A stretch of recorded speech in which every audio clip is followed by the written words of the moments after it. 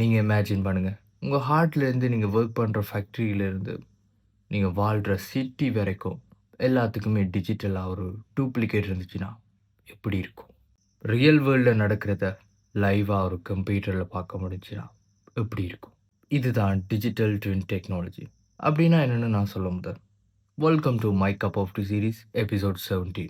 சிம்பிளாக சொல்லணும்னா ஒரு ரியல் ஆப்ஜெக்ட் இல்லைனா சிஸ்டத்துக்கு டிஜிட்டல் காப்பியை உருவாக்குறது. அதாவது real object physical world, digital twin virtual world.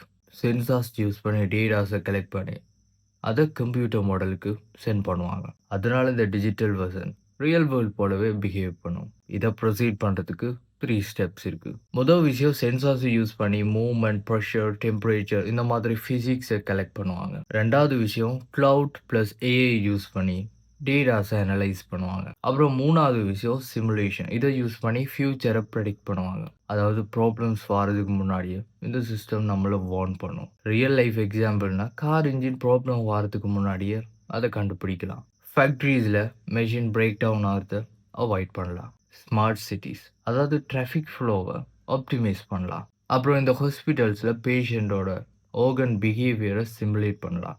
இந்த கன்செப்ட் பவர்ஃபுல்லாக இருக்குன்னா, before doing any thing in real life நம்ம இதில் டெஸ்ட் பண்ணலாம். ரிஸ்க் குறையும், காஸ்ட் சேவ் ஆகும், டிசிஷன் ஸ்மார்ட்டராக இருக்கும். பேசிக்கலி ரியாலிட்டிக்கு ஒரு ரிஹர்சல் மாதிரி இது இருக்கும். ஃப்யூச்சரில் நம்ம பாடிக்கும் டிஜிட்டல் ட்வின் இருந்துச்சுன்னா, டாக்டர்ஸ் ட்ரீட்மெண்ட் ஸ்டார்ட் பண்ணும் போது இந்த சிஸ்டத்தில் ட்ரை பண்ணுவாங்க.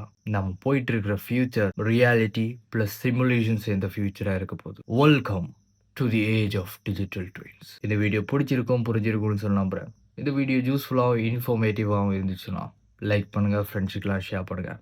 அண்ட் இது மாதிரி நிறைய வீடியோஸ் பார்க்கணும்னு வச்சிங்கன்னா மறக்காமல் ஃபாலோ பண்ணுங்கள். அப்புறம் see you.